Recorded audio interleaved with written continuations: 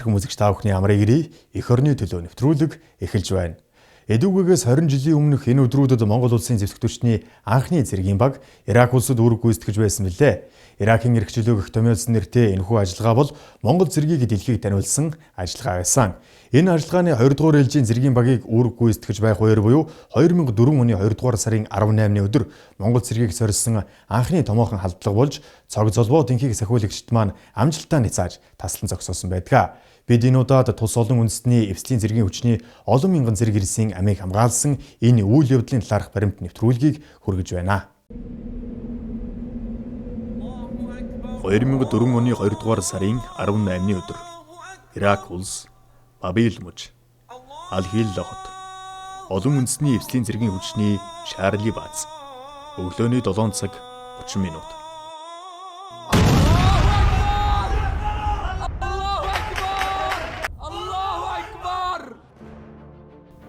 2001 оны 9-р сарын 11-ний өдөр ардчлал хүний эрх хэрэгчлөөний орон гэгддэг Америкийн нэгдсэн улсад 3000 орчим хүний амь насыг авч одсон байж боломгүй хүний санаанд багтамгүй аимшигт балмад хэрцгий нарийн зохион байгуулалттай харилцсан уялдаатай цуврал алан хэдэх ажиллагаа болж шин зуунд хүн төрлөختнийг зочоосон аюул занал терроризм болон гарч ирж буйг зарлан тунхагласан юм. Энэ бол дэлхийн түүхэнд гарсан хамгийн их хохирол учруулсан алан хэдэх ажиллагаа байлаа. Монгол улсын зэвсэгтүүчний цэргийн баг энхийг дэмжих ажиллагаанд үүрэг гүйцэтгэлсний 20 жилийн ойд зориулв. Олон улсад нүүрлсэн терроризмын аюул занлын эсрэг дэлхийн улс орнууд нэгдэн дуу хоолойгоо нэгтгэж исламын хэд даврагч алан хэдэх бүлэглэлүүд тэднийг ил далдаар дэмжин оргиулагч, санхүүжүүлэгч, баад суурь болсон улс орнууд дэглэмтэй тэмцэл эрчээ авах энэ үеэр дэлхийн нийтийн өмнө тулгамдаад буй аюул занлын эсрэг сөрөн тэмцэх, зохих бэлтгэлийг хангах явдал чухлаар тавигдж, Монгол улсын их хурл 2002 оны 5 дугаар сарын 17-ны өдөр цэрэг цагдаагийн албаагчийг олон улсын энхийг сахиулах ажиллагаанд оролцуулах тухай хуулийг сойрхон баталж, зэвсэгтүүчнийг энэ үйл ажиллагаанд эрчимтэй бэлтгэж эхэлсэн. Улмаар 2003 оны 4-р сард Монгол улсын засгийн газрын 83 дугаар тогтоол гарч Америкийн нэгдсэн улс бүгд найрамдах Польш улсын зэвсэгтүүчний тэргүүлсэн олон үндэстний эвслийн цэргийн хүчний Иракийн эрхчлөө дайны дараах сэргээн босголт олон улсын хүмүүнлэгийн ажиллагаанд зэвсэгтүүчний цэргийн багийг оролцуулах шийдвэр гарсан байдаг. Ушууч баяр магнаа захирагчтай 1-р ээлжийн цэргийн баг Иракийг зорьсон нь дэлхийн 2 дугаар дайнаас хойш анх удаа Монгол цэрэг хилийн чандад хөл тавьж үүрэг гүйцэтгсэн тохиолдол болж эдүүгээ 20 жилийг ардаа орхижээ. Ирак улс дахь Польш улсын тэргүүлсэн төв өмнөд ус Бабил мужийн төв Ал-Хилла хот дахь олон үндэстний эвслийн цэргийн хүчний ард талын хангалтын Шарли баазын аюулгүй байдал харуул хамгаалалтыг хангах хамгийн хариуцлагатай бөгөөд нэн чухал үүргийг манай цэргийн баг зохион байгуулж байсан юм. Иракийн эрхчлөө ажиллагаанд Монгол улсын зэвсэгтүүчийн анхны цэргийн бага 2003 оны 7 сард илгээгээд ингээд 2004 оны 2 дугаар сарын 10-ны өдөр миний бие баяр сайхан генералын удирдах байсан 2 дугаар ээлжийн цэргийн багт ээлжээ бүрэн хүлээлгэж өгч байсан. Тэгээд энэ цагаас хойш өнөөдөр 20 жил өнгөрсөн байна. Дайны дараах сэргээн босголт олон улсын хүмүүнлэгийн эрсдэл бүхий ажиллагаанд дараагийн ээлжийг илгээх хэсэх асуудал олон эргэлзээ тэнэгэлцлэл маргаан шүүмжлэл гадаад орнуудын хамтран үүрэг гүйцэтгэх хүсэл зэрэг хүчин зүйлсийн дундаас 2 дахь ээлжийн цэргийн багийг илгээх шийдвэр тулгамдуу гарч богино хугацаанд өндөр эрчимцсэн бэлтгэлийг дөн өвөл тажигнсан 1-р сард байгаль цаг уурын хүнд нөхцөлд базаан ажиллагааны газар орныг 2 дугаар сарын ихээр зорьсон. Шинээр сургалтыг зохион байгуулах, хүнээ шинээр бэлдэх гэсэн асуудал гарч ирсэн. Энэ дээр багийн удирдлагаас баяр сайхан генерал тухайн хоорондоо бид зөвлөдөд ингээд сургалтыг тэр үед миний би Америкийн нэгдсэн улсын инженерийн сургалт төгсөж удаагүй байсан бас шинэхэн тусгай хүчний тийм сургалтын тодорхой хэмжээгээр сурсан байсан гэсэн үг л. Ингээд энэ сургалтыг энэ ажиллагаатай холбох асуудал тулгарч байгаа. Тэгээ манай залуучууд бүгд л харилцан ярилцаад яаж ачаал өгөх. Тэгэхээр аяндаа ачаал аваад ирэхлээр хүний мөн чанар тодордог. Тэндээс бас зарим нь ч одоо буцаж исэн, зарим нь эрүүл мэндийн шалтгаанаар буцаж исэн тиймэрхүү юмнууд бий л дээ. Хурандаа баяр сайхан захирагчтай 2 дугаар ээлжийн цэргийн баг ажиллагааны газар оронд ирж баазын харавл хамгаалалтын үүргийг хүлээж авмагцаа. Баазын аюулгүй байдлын оршинд эрсдлийн үнэлгээ хийж баазад халдлан довтлох, аюул учруулж болох эмзэг цэгүүдийг ширхэгчлэн үзэж болзошгүй эрсдлээс сэргийлэх хориглон хамгаалалтыг сайжруулах саналаа дивизийн болон баазын удирдлагад уламжилж шуурхай арга хэмжээ авчээ. 3.5 км-ийн диаметртай баазыг 9 постоор зохион байгуулад тэгээд өөрийнхөө хүн хүч зориулээд одоо халдлага болсон тохиолдолд хамгаалах иргэдийн төлөв боловсруулдаг. Ингээ боловсруулсныхаа дараа энийг бас дурдсан хуурай дадлага хийж исэн. Одоо манай хуурай дадлага гэдэг англиар rehearsal гэдэг байдлын ажиллагаа болох голцгүй ажиллагаанд хүмүүсээ бэлдээд тэрийг хуурай дадлага хийх юм асуудал байдаг. Энийг маань яг зөв чиглүүлээд одоо багийн удирдлагаас үүрэг өгсөний дагуу биелүүлжсэн. Энийг бол дуудах таатай байна. Энэ нэг хамгийн том асуудал энэ. Энийг мэдээж одоо баяр сайхан генерал минь өөрөө чиглэл өөрөө шалгаад надаас асуугаад зөвлөөд ингэ явжсэн. Газар орноороо бүгдээрээ тойрол удирдгууд бүгд тойроод яваал үзэл. За тэрэн дээр ялангуяа манай төвшин баяр даргын баяр сайхан генерал хин энтер чинь за энэ дэмжиг байж болох юм байна, тэн дэмжиг байж болох юм байна. За энэ цэгийг жоох ийшин үлгий, энд жоох эмзэг тал байна. Нэгдүгээр цэгийг арай жоохон өөрчлөөд нэг 40-50 м орчим зайтай байхаа одоо бодоход шилжүүлж. Тэгэл яг л тэр цэгээр л орж иж байгаа байхгүй юу? Их сонирм дэлбэл 2 сарын 18-нд болсон. 2 сарын 17-ны өглөө баяр генерал маань тийш хамт TV хоёулаа нэг T-ball нэг асуудал дээр Америкийн тэр нэг KBR гэдэг компанитай уулзах. За энэ одоо сум байд юм уу юу байд энэ би тайлбарч мэдэхгүй. Тэгээ ямар ч байсан тухайд манай хүн битээр KBR компанид очиж байгаа. Зорилго нь тэр аз заяагийн хадлаг таслан зогсоосон постын яг урд талд 40 м-т яг 40 хүрэхгүй 25-аас 25 м-та T-wall гэж нэг 2.5 м өндөртэй 5 тонны жинтэй юм хан босох хэрэгтэй байсныг босгоогүй ингээд онгорхоо байсан. Тэгээ энэ онгорхоо нь яг ингээд нэг 5 хан босвол одоо хаачаар. Тий. А хэрвээ тэр ханыг босгоогүй байсан бол дэлбэрт маргааш болох гэдэг бид мэдэхгүй шүү дээ. Тэгвэл аз заяа бол миний бодлоор бол тэр 750 г дисквоцтой 40 м дэлбэр зай дисквоцтой хайлна гэсэн үг л хүн. Үний бий. Энэ ханыг одоо нэлээд шахчихж босгоолдог хөөх. Тэрнээс гадна энэ аз заяагийн зогсоосон юу бол пост гарны харуун цэг бол их онцгой гэдэг нь юу гэдэг зэрэг энийг урд нь манай нэгдүгээр ээжийнх нь ингэж босгоод энийг газар тавьсан байсан. Газар тавихтай чинь нэг 2 м л байх тий. 2 м 3 м ч юм уу. 3 м л байх. Тий. За тэг 3 м бай тий. За энийг энэ ч хамгийн их аюултай орж ирэх аюултай цэг байна гэж бид нэр тооцоод энийг доор нь 2 бетонон тэргээд бетоныг зэрэгцүүлүүлээ. Тэр ахаад тавьсан тий. Ахиж бетоног тийм одоо юу гэдгийг тэр чинь одоо манайхны хэрэгэлдэг юу л да нөгөө газрын дулааны шугам биш үү? Дулааны шугам хамгаалдаг ийм П хэлбэрийн бетон байдаг шүү дээ. Тийм бетон байсан байхгүй. Тэр чинь одоо нэг 2 м хэвчээ тий. За тийм л. За тий. Тэгжээс тэрнээс дээр нь ахаад нэг ахад давхарлаад. Тэгээд дээр нь энэ азгийн зохиолсон цамхыг тавьсан байхгүй. Яг урд. Тий. За тэгсэн чинь цаашдаа ингэ яадаг хөөхтэй зэрэг над цамхгаа бетонтойгоо нийлүүлээд гагна гэдэг. Тэгэхээр чинь нөгөө нэг юм каноноор өргөдөг гогцоо өгдөг штэ. Тэр гогцоогоор нь турбаа хийжгаад тэр цамхыг нь гагнуулсан. Тэгээд тэр чинь үндсэндээ 9 м өндөр юм болсон тий. Айхтар өндөр болсон. Энэ бол юм баггүй. Эхний машин яасан бэхэр тэр айлууд байгаа. Зүгээр ингээл айлууд яг ингээл амьдэрж байгаа. Тэр хашааны сааталд. Ингээл одоо юм хувийн хаусууд юм уу тий. 2 давхар байшингууд. Тэгэхэд тэнд бол өдөр болгон машинууд ирж байдаг, явж байдаг ингээд энгийн амьдрал үргэлжлэж байдаг газар баггүй. Тэгэхэд хашааны ороод нэг машин удаан зогссон.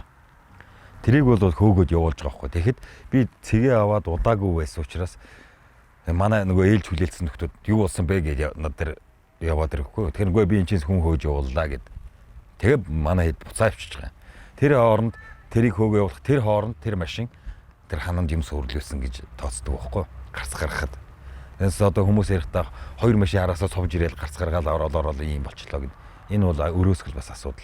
Энийг орж ирэх хэрэгтэй байж магадгүй гэдгийг битүүлүүлээл тэгсний дараа энд байсан Иракуудын өөрсдийнх нь барьсан шавар хуур нөгөө түүхий тоосох гэж ярьдаг шүү дээ.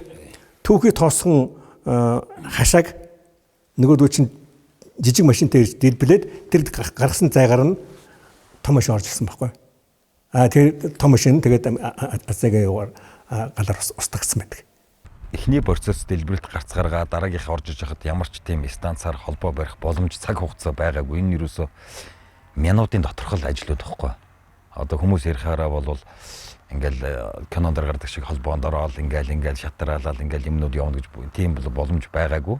Энэ холбоонд орох асуудал бол самбуу яндантай холбоотой асуудал байхгүй. Би тэнд ихний дэлбэрэлт болоод гарц гараад ирэх дараагийн машин орж ирэн тэр үйл явдал болж байна. Тэнд ард самбуу яндан бол төвтэй холбоонд орсон. Энэ болохоор Азиагийн цэгээр халдлага одоо ингээд үлдэгдлээ. Ийм боллоо.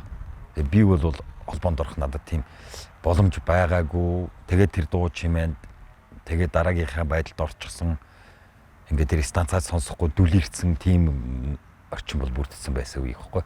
Тэгээ бүх юм болоод дуусны дараа би бол холбоонд орсон. Би асуудалгүй юм байна. Ийм боллоо гэдгээ ярьсан.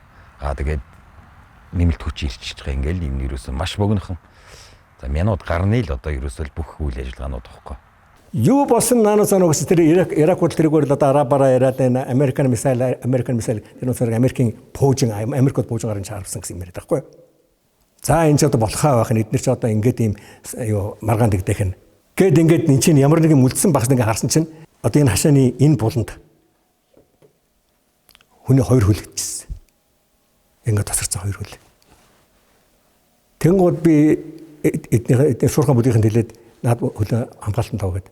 Тэгсэн чинь Иракууд тэрлөө ингээд дайрхдаг байхгүй юу? Нүүдг авч нөгөө баримтыг устгах гэж мэхтэй.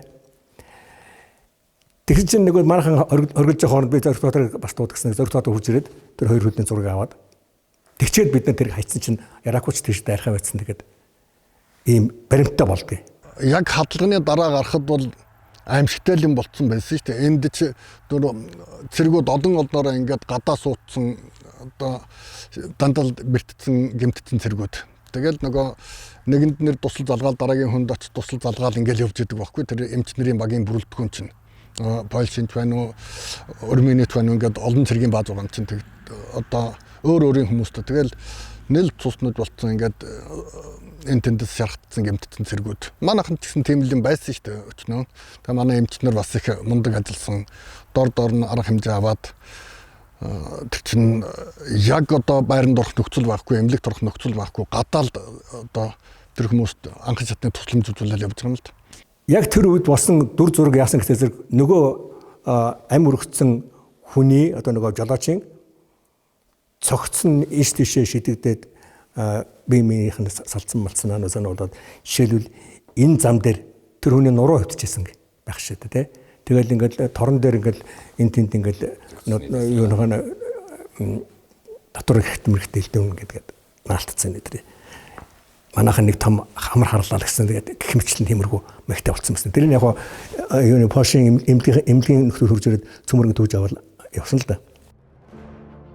Болсон халдлагын шинж чанараас дүгнэлт хийж цаашид болцсошгүй халдлага дайралтаа сэрэмжлэх, бие бүрэлдэхүүний аюулгүй байдлыг хангах, сонор сэрэмжийг дээшлүүлэх, олон арга хэмжээг гүйцэтгэх үүргийн онцлогт нийцүүлэн хэрэгжүүлсэн нь бусад орны албаагчид төдийгүй бусад баазуудад түгэн дэлгэрч тэргүүн туршлага болж байлаа.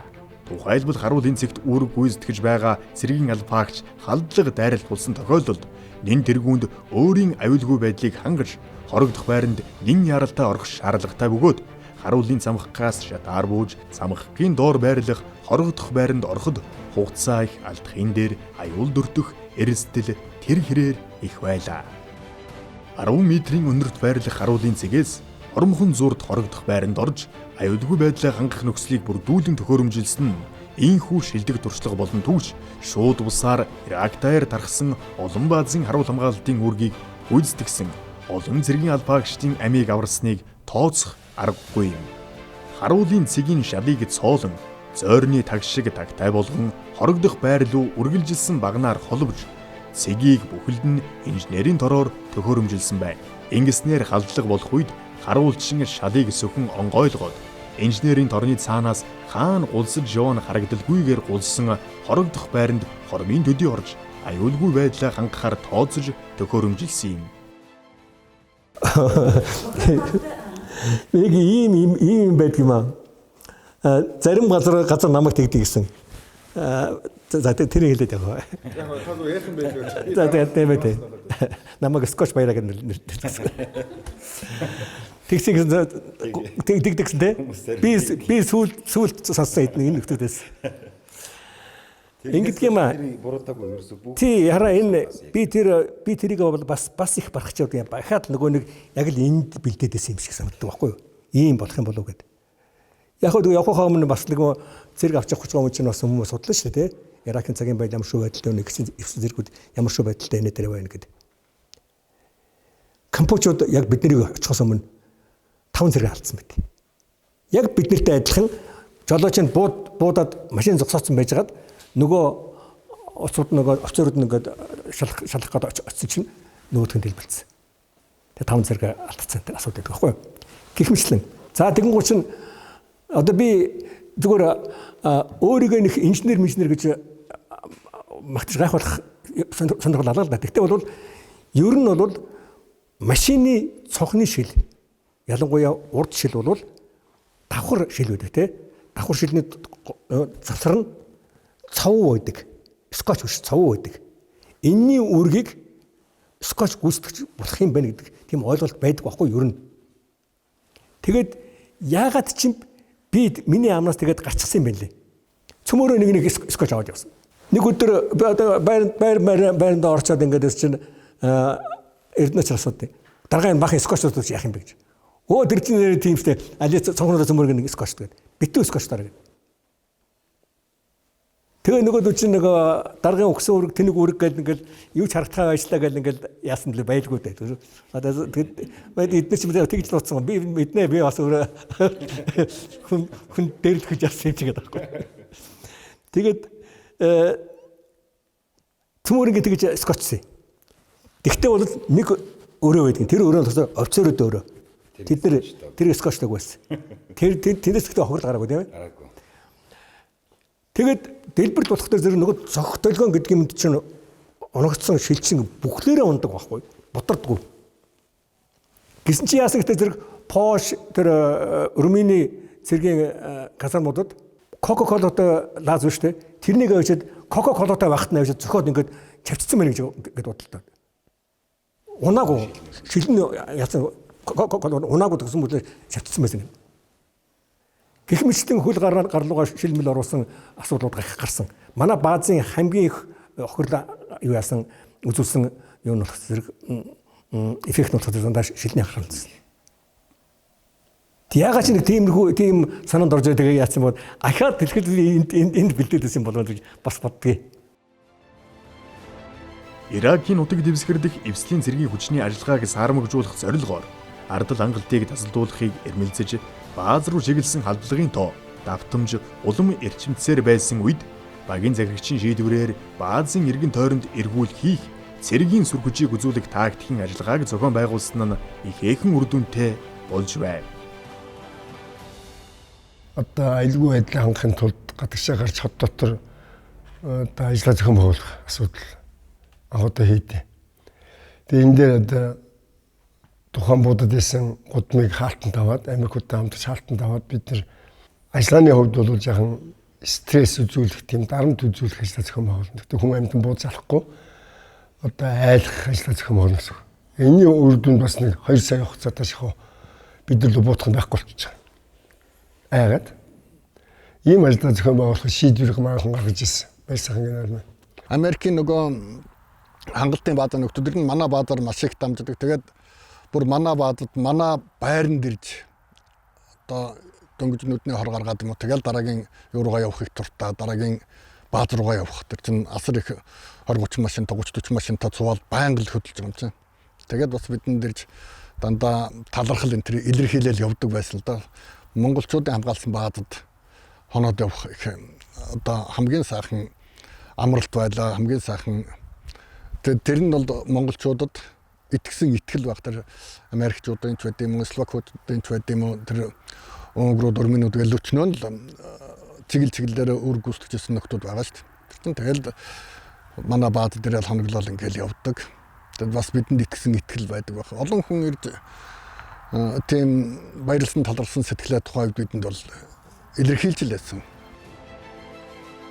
Ирак дүүрэг гүйцэтгэх хугацаа дуусч дараагийн 3 дугаар ээлжинд үүргээ хүлээлгэн өгөөд буцах бэлтгэлээ базааж байх үед санамсаргүй тохиолдлоор орон нутгийн иргэн гэрээд ажилтнаас чухал мэдээллийг олж мэдээд Польш улсын цэргийн цуваатай хамт марш үйлдэхээр төлөвлөсөн үндсэн маршрутаа цуцалж нөөц маршрутаар хөдөлгөөн уйлдэж маршийн замд хоногдох төлөвлөгөөтэй байсан дамжин өнгөрүүлэх баазд осол эндэгдэлгүй хүрэлцэн ирж машинаа шатхуунаар зэнэглэж байх үед цэргийн цуваанд хамт явахаар төлөвлөсөн Польшийн цэргийн цуваа отолтон дөртөж амьд хүчний хохирол амссан харамсалтай мэдээ сонсчээ.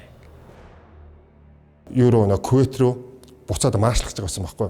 6 сар тэгээд 360 градусын хамгаалтанд авчаад ингээ байран суух нэг өөр гадагшаа задгаа явах одоо жишээлбэл тэгээд тэрүүн дээр болоод одоо жишээлбэл тагнуулын офицерын хуваар одоо тэр нэг буцах замын нөхцөл байдлыг судлах гол үүрэг өгч ирсэн. Тэгээд бид нарт нарийн гарвтай газрын зураг нэг шаардлагатай болж байгаа. Тэгээд тэрүүн дээр бид нар чинь за энд нь юм халдлагад ярилт болж байна. Энд газар зүйн нөхцөл байдал нь ийм болж байна. Энэ зам нэг бас нэг эрсдэлтэй юм байна. Энэгээр юм байна.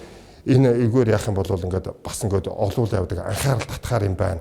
Энэгээр ингээд явчихвал тэдэрг ингээд цэргийн багийн үн дээр ярилцаад тэгээ бид нар ч нэг явъя гэсэн замаараа явахгүй өөр замаараа гараад явцсан шүү дээ. Тэгвэл тэр зам дээр Польшууд нэг олтонд орсон байж байгаа. Тэгээд тэр дамжин өнд өнгөрөх бааз дээр ирсэн чинь Польшид офицерууд бид нар л хүрээд ирэхгүй. За эдгээр чинь бас нэг үндгэлээ үзүүлэл ингэ гэж байгаа юм болоо да гэсэн бодож ирсэн. Тэр чинь та нар дажгүй байгаа төрсөн үү? Сайвж ирсэн үү? Сайвж ирлээ. Яасан гэдэг чинь манай цэргүүд отолтонд орчих. Хаан дээр өгсөн чинь хангалтын төв бааз дээр Тампа гэдэг тэр зам дээр 3 цэрэг амир өтсөн гэдэг лөө нэг цэрэг амир өтсөн гэдэг шаргацсан гэж ярьдаг нөгөө бусна. Тэр ихсэн чинь бидний нөгөө нэг баазаа бидний баазаас гаргаж хахад зам тавьж өгсөн хүүхдүүд нь штэ. Тэр эргүүлийн цэрүүд байсан бэл. Битэртэйгээ гарсан. Тэгэд энэ чи хүн чинь тэгэл дотроос би бол дотроос найгуу баярлжсэн. Тэгээд яг нүүрэн дээр нөгөө Польшод зөвхөн харамсал илэрхийлж яана санаагаар бас нэг дипломат маяг юм хэлээл. Тэгэл ястаа азтай авжиндаа энэ хүүхдүүдийн тэнгэрэл мэдж байгаа юм бах. Энэ зэргүүдийн маань аз хямрал мэдж байгаа юм бах таа гэж. Ийм сэтгэлдээ буцчихсан. Тэр үед яг тэр арга хэмжээ одоо болсон процессын дараа болвол Польшийн армийн мөнгөн загалмаа гэдэг одоо одон тэр одонгоор бол шагнагдсан. Энэ одонгоор бол дарга бит хоёр хоёулаа шагнагдсан. Тэр үед одоо баяр сайхан генерал хурандаа байсан. Бит хоёр хоёулаа тийм мөнгөн загалмаагаар шагнагдсан. За сая сүүлд бол энэ онд Польшийн төрийн дээд одон Гавэний алтан загалмаа гэдэг одонгоор шагнагдсан. Энэ Иракийн ажиллагаа гэдэг бол манай зэвсэг түвшнийг инхээс хөлг ажиллагаанд орох замыг нээсэн ажиллагаа гэж би боддог. Ягаад гэвэл зэрэг 2 сарын 18-нд монголчууд үүр гүйцэтгэж чаддгийм байна гэдгийг харуулсан.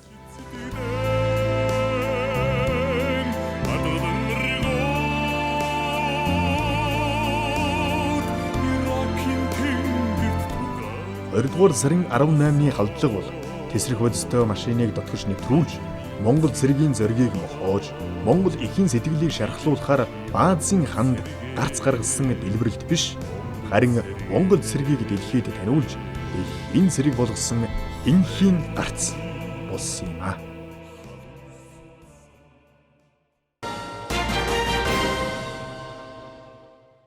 Эх орны төлөө нэвтрүүлэгтээ хамт байгаа эрхэм үзэгч та бүхэндээ баярлалаа.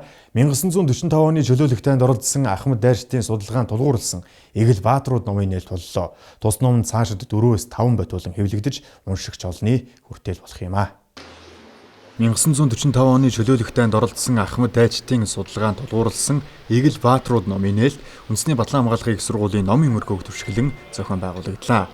Батлан хамгаалах яамны шинжлэх ухаан технологийн зөвлөлийн санхүүжилтээр хэрэгжүүлж байгаа 1939-1945 оны дайнд оролцсон Ахмад Дайрштын судалгаа төслийн ажлын хүрээнд Батлан хамгаалах яам, Батлан хамгаалахын эрдэм шинжилгээний хүрээлэн, Батлан хамгаалахын төв архив, Монгол цэргийн музейн хамтарсан багийн судлаачид тус номыг бүтээжээ. Энэ удаад тэд Эгэл Баатрууд нэртэй номоо зөвхөн 1945 оны дайнд оролцсон Ахмад Дайрштын судалгаанд тулгуурлан 1-р бот номоо үлгийдэн авлаа. Энэхүү бүтээл нь цаашид 4-5 бот болон хэвлэгдэж уншигч олны бүтээл болох юм а. Монгол улсынхаа нийт 21 аймгийн нийт 9 дүүргээ оруулаад энэ 1945 оны чөлөөлөх дайнд оролцсон ахмадуудын талаар бол одоо эхний 1-р ботыг ер нь гаргая. За энэ цуврал ботууд гарна. Эхний ботонд бол эхний 5 аймаг цагаан толгоон үсгийн дараалалаар орсон байгаа. Тэгэхээр өмнөх номнуудаас юугаар ялгаатай юм бэ гэхээр ер нь 1990 оноос өмнөх номнуудад бол яаж исэн гэхээр дандаа л тэр анги салбар удирдсан одоо дарга нар за Монгол улсын одоо баатар одоо цолтонгууд за улсын сайчууд одоо ийм нэр цуутай улсууд голцлон ордог байсан байна. Тэгэхээр энэ удаагийн ном бол олон түмний хүсэлтээр энэ дайнд оролцсон одоо эгэл жирийн одоо байлдагчаас болоод офицер, ахлагч одоо энгийн одоо жирийн одоо совилогч одоо эмч байсан улсуудын үр хүүхдүүд, ар гэрийнхэн одоо манай Батлан хамгаалахын төв архивд удаадараа одоо хүсэлт гаргаж байсан байна. Тэр нь бол одоо юу гэхээр ер нь одоо энэ дайнд оролцсон манай одоо өвөө эмээ энэ одоо номонд одоо ерөөсө дурддахгүй байна. Энэ хүмүүс одоо энэ тодорхой гавьяа явуулсан. Дайнд одоо ихээхэн үр гүйцэтгсэн гэсэн юм хүсэлтүүд удаадараа ирж ирсэн. Тэгэхээр энэ хүсэлтийг нэгдүгürt үндэслээд хоёрдугаарт нь бас одоо энэ Батлан хамгаалахын төв архивд байгаа материалуудаа баяжилт хийх. Зарим материалуудыг одоо тодтгох. Үнэхээр одоо тэр хүн одоо аль аймаг сумд одоо хараалагдахын бас эхлээд хаан төрсөн хин гэдэг одоо хүн ог нэрэн давхарцсан олон хүмүүс байна. Тэгэхээр тэр хүмүүсийн одоо яг бодит зургийг одоо үр хүүхдүүдээс навч оруулахаас эхлээд энэ олон баяжилт хийсэн. Эх орноо харийн төрөмгийлэгчдээс чөлөөлөн төрүүлсэнхаа тусгаар тогтнол газар нутгийг Батлан хамгаалах дэлхийд дахин дүрлсэн дайны голомтыг дарахад хувь нэмрээ оруулсан 1939 оны Алхын голын дайны ялалтын 85 жил 1945 оны чөлөөлөх дайны ялалтын 80 жилийн түүхтэйг өгтөн дайнд оролцсон Ахмад Дайчин Эгэл Баатруудын намтрыг эмгэгтгэн номын суурга бүтээж Эгэл Баатруудынхаа алдар гавьяаг үеийн үед мөгжүүлэхийг зорж энэхүү төслийг гүйцэтгэсэн гэдгээ хамтарсан багийн судлаачид онцолсон юм а.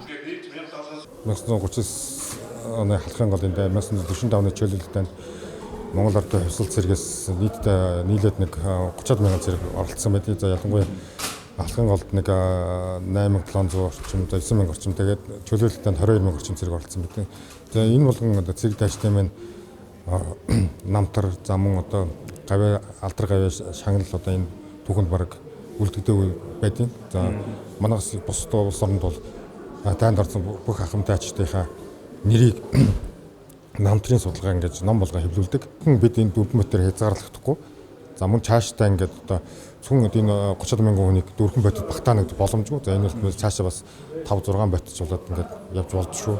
За мөн дээрэс нь биднес зөвхөн ном болгоо зогсгүй дараагийн ээлжинд захин одоо лавлах маяг юм хийгээд тий.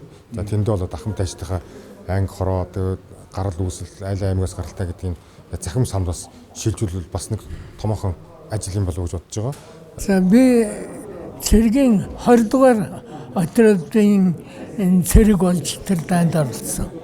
Тэр дайны баруун жигүүрээр нь дайсны Монголын цэргийн баруун талаар нь тойрч араас нь тотлох гэсэн тэр тотлогооны эсрэг байлдаж тэмцсэн. Одоо биднүүдийн тэр өөргөө хөөцөлдгөж явсны ачир өрийг одоо хойд үеийн залуучууд манай Монголын нийт хүмүүс бол амжилттай үргэлжлүүлж тусгаарлалтын эрхчлөлөө хамгаалж манай орныг улам цааш нь хөгжүүлэх талаар шургуу хөдөлмөрлж байгаад баяртай байдаг.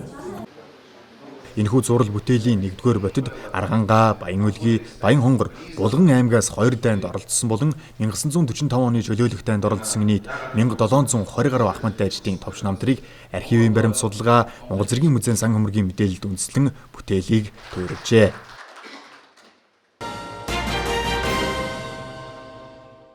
Эх орны төлөө нэвтрүүлэгтээ хамт байсан эрхэм үзэгч та бүхэндээ баярлалаа. Эх 7 хоногт шинэ мэдээлэл сонирхолтой нэвтрүүлгээр иргэн уулзлаа. Түр баяртай.